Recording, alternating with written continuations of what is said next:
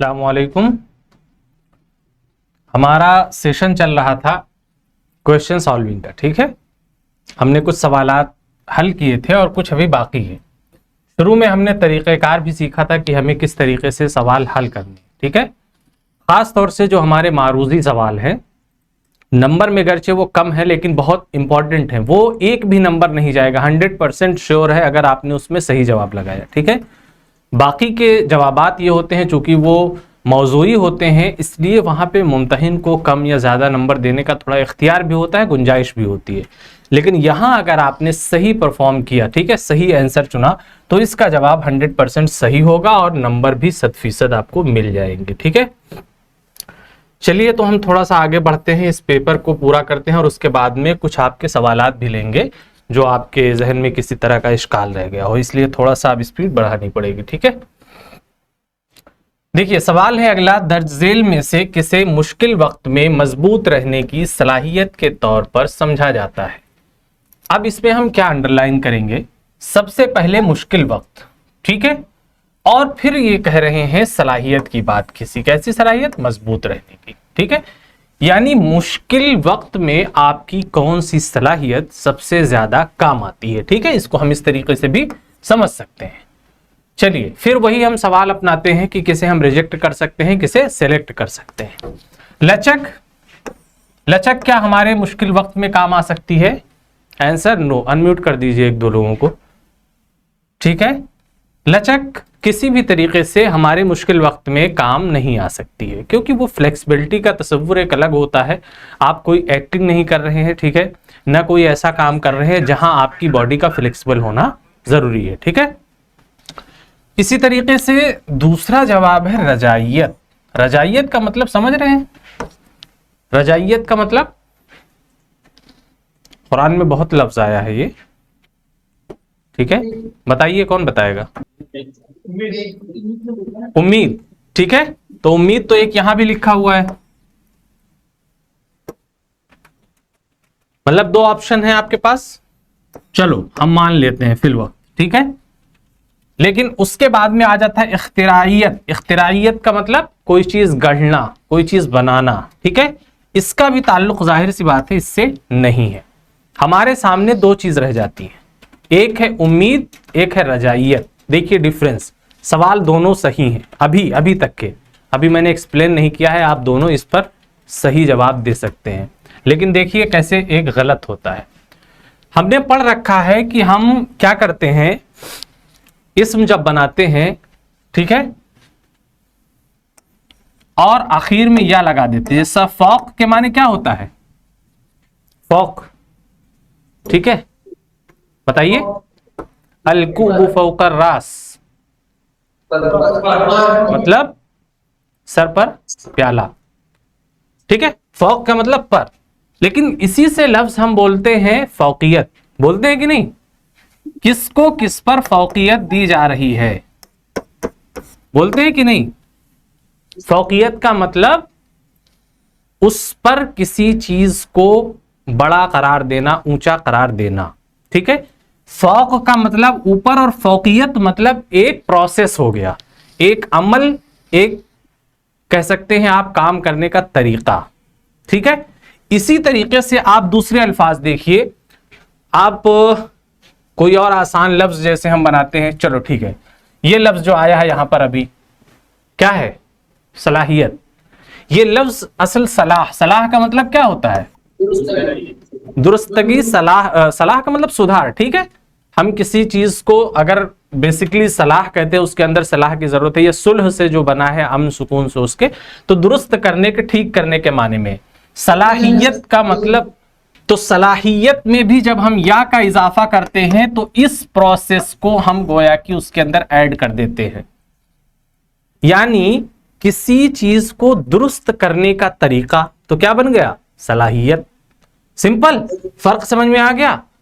इसी तरीके से ये जो रजाइयत है, ये दरअसल रजा है। क्या है? रजा। रजा वो बीम बोलते हैं उम्मीद को। क्लियर? जब तक ये लफ्ज रजा रहता है तब तक के इसमें और उम्मीद में कोई फर्क नहीं है। जिस माने में उम्मीद है उसी माने में रजा है, ठीक है। रजा वो बीम हम इस्तेमाल भी करते हैं। यहां तक तो बात दोनों में ठीक थी, लेकिन डिफरेंस जो है वो ये और ता का है। ठीक है, रजाइयत का मतलब हो जाता है कि उम्मीद परस्ताना नजरिया, यानी जहां पर आदमी अपनी तवक्को, अपनी उम्मीद नहीं छोड़ता है। ठीक है, इसीलिए आप रजाइयत का इस्तेमाल करते हैं किस माने में? उम्मीद कायम रखने के माने में। ठीक है, इसलिए हमारी जो असल सलाहियत हो जाएगी, वो सलाहियत कौन सी हो जाएगी? रजाइयत की सलाहियत हो जाएगी। इसलिए ऑप्शन ये सही हो जाएगा। क्लियर? डिफरेंस समझ में आ गया? उम्मीद अलग चीज है, उम्मीद एक नाउन है, लेकिन रजाइयत यानी आप कह सकते हैं उम्मीद बाकी रखने की सलाहियत। क्लियर? इस तरीके से माइनर डिफरेंस आपको अगर थोड़ा सा लफ्जों पर गौर करेंगे तो समझ में आ जाएगा। चलिए आगे देखिए, फितरी मुशाहिदा किया जा सकता है। मुशाहिदा मतलब गौर व फिक्र करना, देखना। ठीक है, बराह रास्त इसका ताल्लुक हमारी आंखों से है। एक लफ्ज इन्होंने बढ़ाया है इसमें फितरी। फितरी का मतलब नेचुरल। ठीक है, यानी जहां पर चीजें बनाई हुई ना हो बल्कि कुदरती हो। अब जब कुदरती की बात आ जाती है तो देखिए हम कहां कहां इन चीजों पर इसका मुशाहिदा कर सकते हैं। फितरी मुशाहिदा किया जा सकता है कहां कहां? अस्पताल में, घर पर, स्कूल में, ये सभी। बताइए ऑप्शन क्या होगा? सभी एक ऑप्शन आया, और दूसरा किसी को लग रहा है? बी, सी स्कूल में। चलिए, और किसी को कुछ लग रहा है? ए अस्पताल में। चलिए, एक बचा है, अब इसको कौन कंप्लीट करेगा? बी है किसी के जहन में कि नहीं? बताइए भाई, जब अस्पताल दाखिल हो गया, स्कूल दाखिल हो गया, तो घर का क्या कसूर है? आप उसे क्यों छोड़ रहे हैं? देखिए, बुनियादी तौर पर चलो, हाँ, आपके हिसाब से हम घर भी शामिल कर लेते हैं, लेकिन आप एक चीज देखिए कि अस्पताल में क्या हमारी आंखें बंद हो जाती हैं? या घर पर हमारी आंखें बंद हो जाती हैं? या स्कूल में हमारी आंखें बंद हो जाती हैं? और आप एक चीज अब देखिए, जो ग्लोबलाइजेशन का टाइम चल रहा है, ये घर, स्कूल, अस्पताल एक ही जगह आपको मिल जाती है।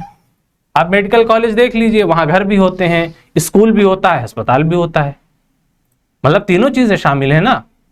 और साथ साथ बहुत खूबसूरत मंजर होता है, पार्क होते हैं, ठीक है, उठने बैठने की, खेलने की जगह होती है, ग्राउंड होता है, सब कुछ होता है ना। मतलब ये कि आपका मुशाहिदा इनमें से कहीं भी नहीं रुक रहा है, इसलिए इसका सही जवाब क्या होगा? ये सभी। ठीक है, इन सब जगहों पर आप फितरी मुशाहिदा कर सकते हैं। हाँ, एक चीज और, अभी तक के ये चीजें बिल्कुल बराबर है, लेकिन सपोज दैट अगर ऑप्शन में कहीं ना कहीं ये दे दिया, ठीक है, जैसे दे दिया पहाड़ी मकामात, ठीक है,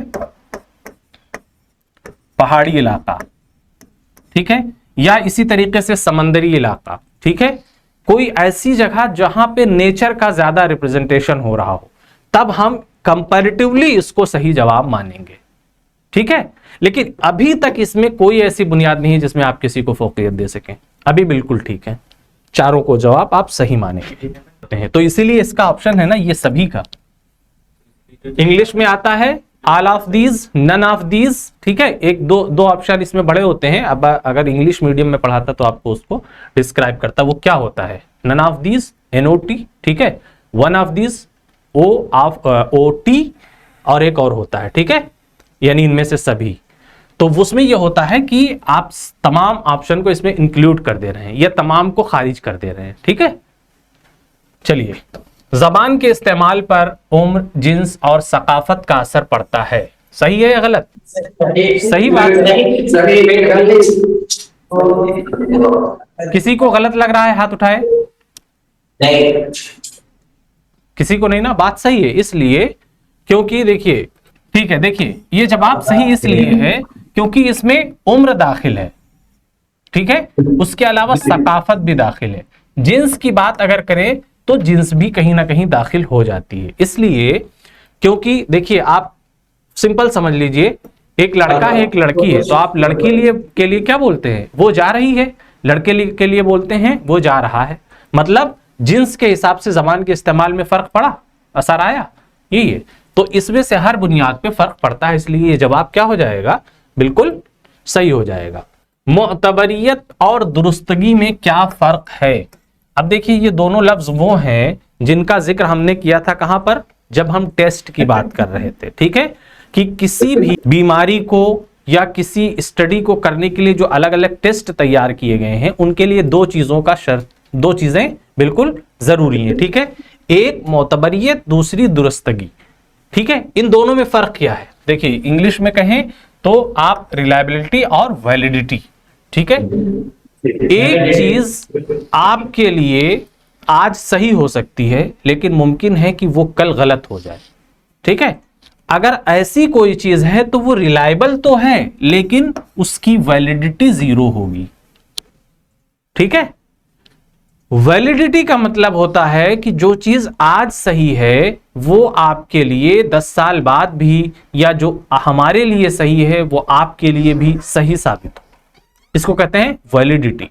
मतलब सही होना और एक खास मुद्दत तक के लिए और सबके लिए सही होना, ये है वैलिडिटी। ये इन दोनों में फर्क है, मोतबरियत और दुरुस्तगी, ठीक है। दुरुस्तगी इसका तर्जुमा है, ठीक है, और मोतबरियत वैलिडिटी, यानी एतबार हम किस पर करेंगे, सिर्फ सही होने पर नहीं, सही आज है कल गलत हो सकता है, ठीक है, वो टेस्ट काबिल कबूल नहीं होगा, ठीक है। जैसे किसी पैमाने से आपने ये पहचाना कि फला बंदा बहुत मेहनती है, ठीक है, आपने कोई टेस्ट वजह किया, किसी तरीके से किया, लेकिन सामने वाले को आपने तो पहचान लिया कि ये मेहनती है, दूसरा जो वाकई मेहनती था वही फार्मूला जब उस पर अप्लाई किया आपने तो वो निकला कि बहुत बड़ा काहिल है, तो मतलब आपका टेस्ट फ्लॉप, वैलिड नहीं है, ठीक है, ये जरूरी है। किन्हीं दो दिलचस्प आजमाइशों, या गलत है, ठीक है, के नाम और उनके काम बताइए। चलिए, आजमाइशें मुख्तलिफ तरीके की होती हैं, ठीक है, मतलब किसी भी तरीके का आप टेस्ट कह सकते हैं, ठीक है।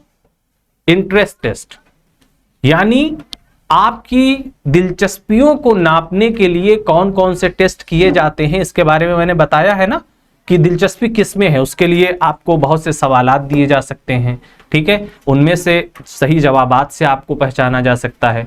तो जो टेस्ट आपकी दिलचस्पी जानने के लिए किया जाए उन्हें कहते हैं दिलचस्पी टेस्ट या दिलचस्पी आजमाइश, ठीक है।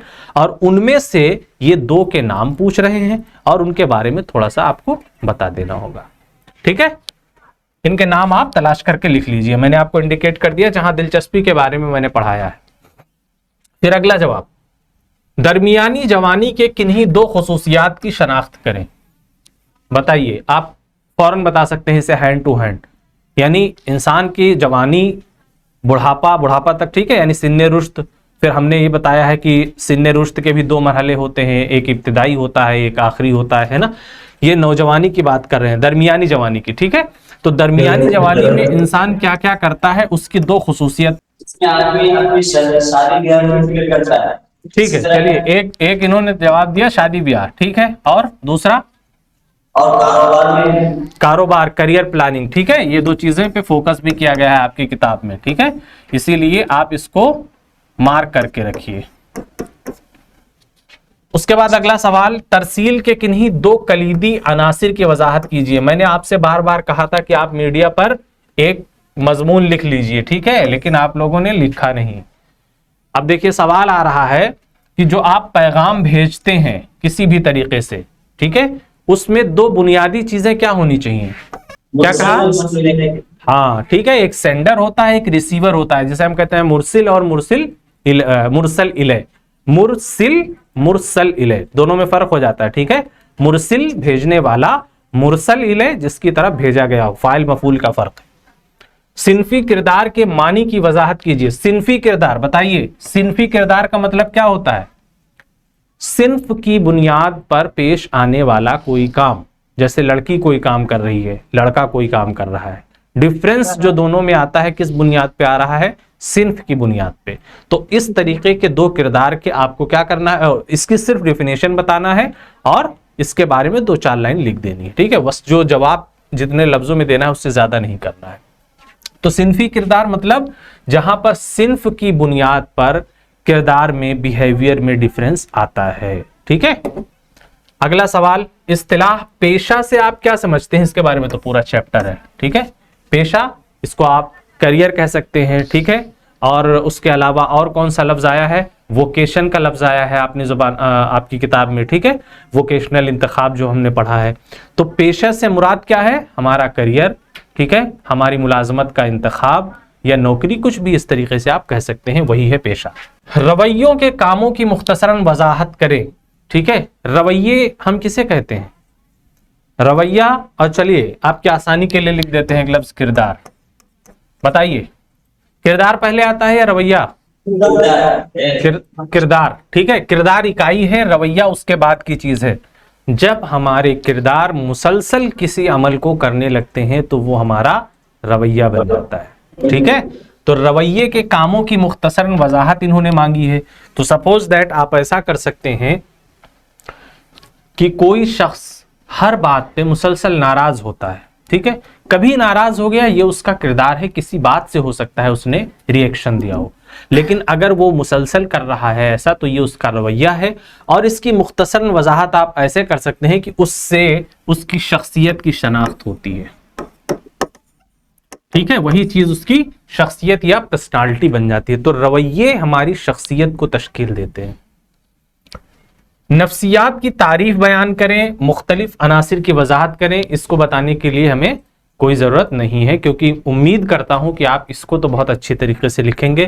पहले चैप्टर से इसको बार बार आपको बताया गया है, ठीक है। नफ्सियात की तारीफ क्या है और मुख्तलिफ अनासिर, पहला दूसरा चैप्टर आप अच्छी तरीके से पढ़ के ही जाएंगे, ठीक है। ये मान के चलिए उससे 100% 2-4 सवाल आएंगे ही आएंगे, ठीक है। पैटर्न बदल सकता है लेकिन तरीक़ेकार नहीं बदलेंगे। इसमें उसके जो मुख्तलिफ पार्ट बताए गए हैं, ठीक है, कंपोनेंट्स, उनको बताना है और डेफिनेशन लिख देना है। तो डेफिनेशन में क्या कि नफ्सियात बेसिकली इंसान के किरदार, बिहेवियर, तजर्बात, मुशाहदात को डिस्कस करती है ना, ये सारी चीजें। फिर उसके तरीके जो है मुख्तलिफ वो बता देंगे आप। अगला सवाल, उसूले मुदाखलत भूलने की वजाहत किस तरह करता है? याद है किसी को किस चैप्टर से है?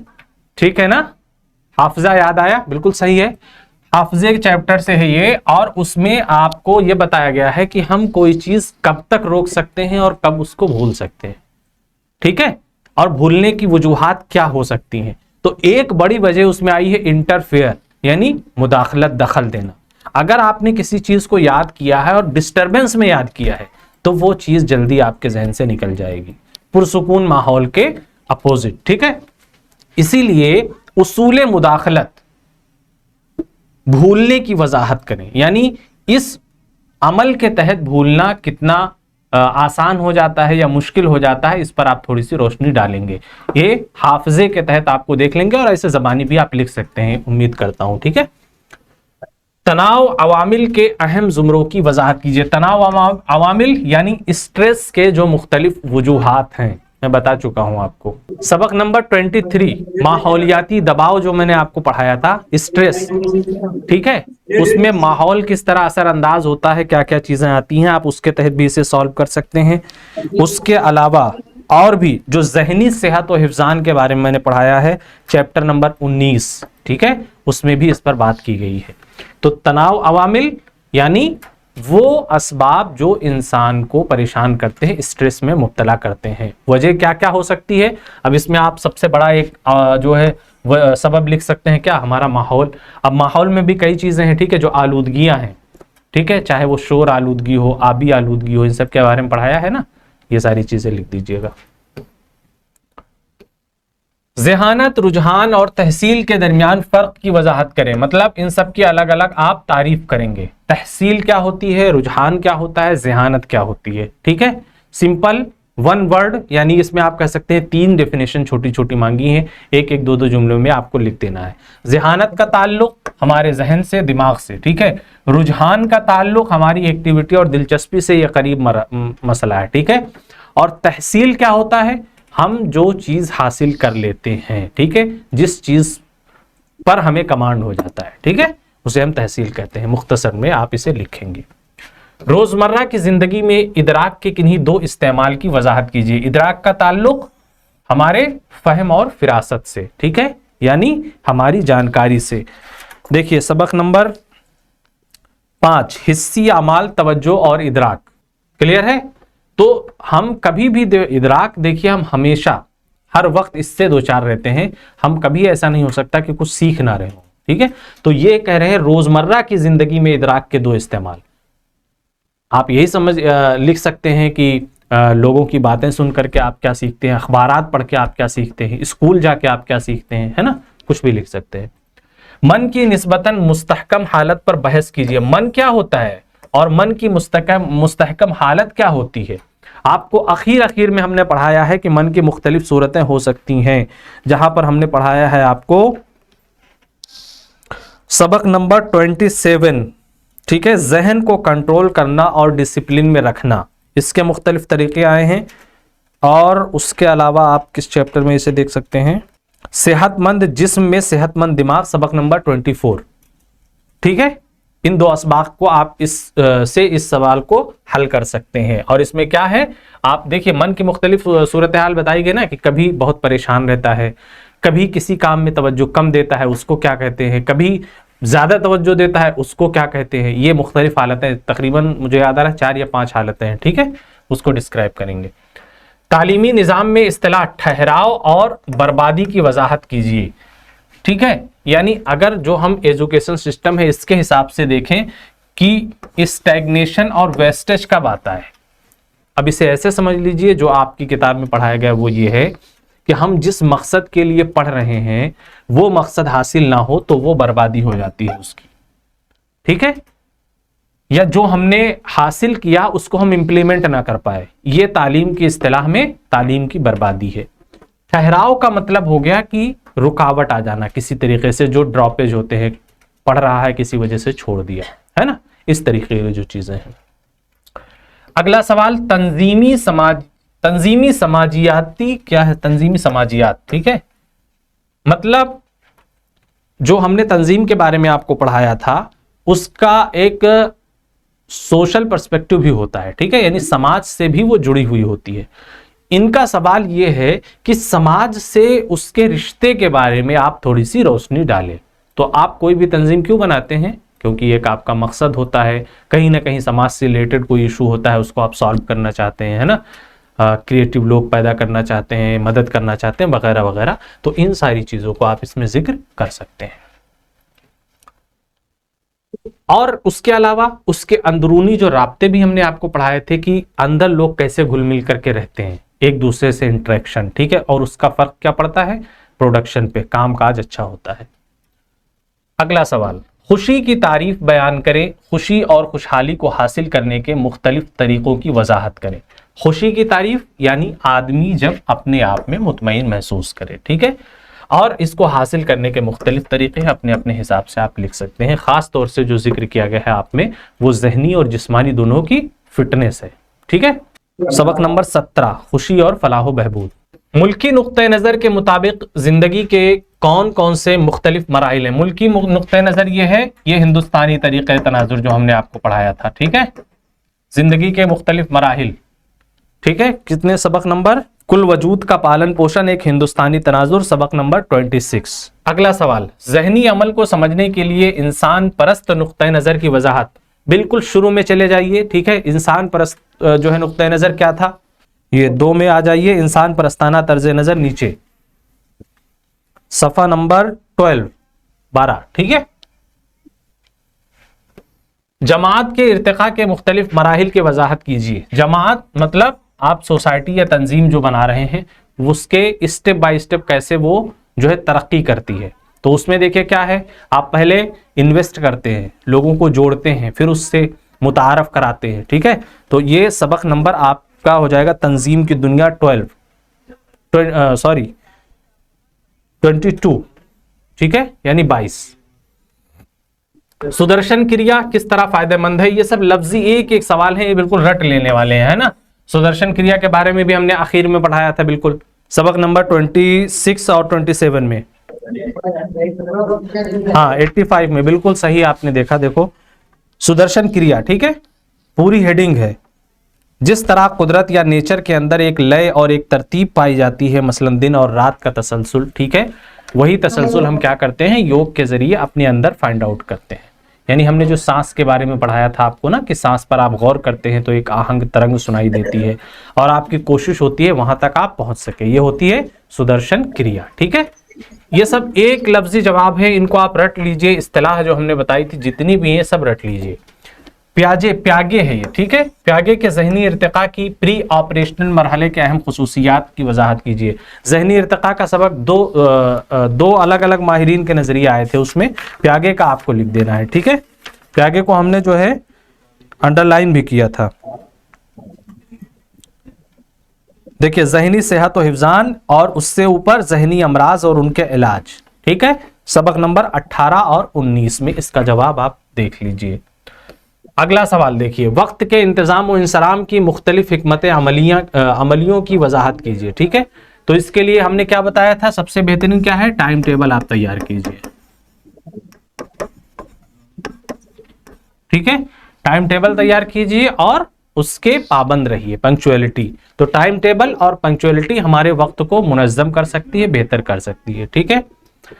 आबी आलूदगी और सेहत पर उसके असरात की वजाहत। आबी आलूदगी का मतलब पानी में फैलने वाली किसी भी तरीके की आलूदगी या पॉल्यूशन, ठीक है।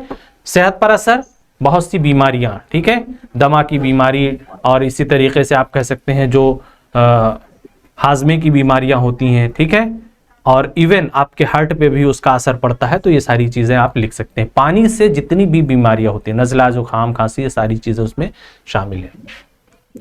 इख्तिराई सोच के मुख्तलिफ मराहिल। इख्तिराई सोच का मतलब हो गया क्रिएटिव थिंकिंग, ठीक है। क्रिएटिव थिंकिंग कब आती है, इसके अलग अलग स्टेज है ना। कब हमने आपको बताया था कि इंसान किस मरहले पे पहुंचता है, गोला वाला हिस्सा, ठीक है। इख्तिराई थिंकिंग सोच से मुताल्लिक जो आपका चैप्टर है, फिक्र के मुताल्लिक, ठीक है। कौन सा है चैप्टर नंबर 171, पेज नंबर 171। अच्छा, ये आप जो है कोश वाला बता रहे हैं ना, इंसानी वजूद के पंचकोश। ये तो इंसानी वजूद को, मुख्तलिफ वजूद को उसके डिस्कस किया गया है। उसके अलावा एक हिस्सा हमने और बताया था ना आपको, जहां पे इंसान मंजिलें तय करता है, मुख्तलिफ मंजिलें तय करता है। पहले कौन सी जरूरत पूरी होती है, फिर वो पूरी हो जाती है तो सोसाइटी को देखता है, सोसाइटी को पूरे, फिर आखिर में कहाँ पहुंचता है, खुद तहक्कुक तक पहुंचता है। यानी फिर उसको लगता है जो कुछ वो कह रहा है वही सही है ना। वो जो मरहला है वहां से आप निकालेंगे इख्तिराई सोच के बारे में, ठीक है। इसको आप लफ्जन ऐसे समझ सकते हैं कि वो फिक्र जो क्रिएटिव हो, वो सॉल्यूशन जो दूसरे लोग जहां तक ना पहुंच पा रहे हो वहां आप पहुंच जाए, वहां से उसका जवाब या हल तलाश कर ले, ये इख्तिराई सोच कहलाती है। अब देखिए, आपने देखा, क्या देखा इसमें, कि हमने जो जिन चीजों पे फोकस किया था, ठीक है, वो चीज आपके जो है मरकज में रहती है, वो तो नहीं निकलती है कहीं, उससे ज्यादा नहीं पूछा गया है। और उसके अलावा जो पूछा गया है वो कहीं ना कहीं उसी के इर्द गिर्द घूमता है। यानी जो किसी चैप्टर का मेन हिस्सा होता है, एक कीवर्ड, वो कीवर्ड आपको अगर मालूम हो तो तमाम ये नजरियात जो है आप आसानी से सॉल्व कर सकते हैं, किसी तरीके की दिक्कत नहीं आएगी, ठीक है।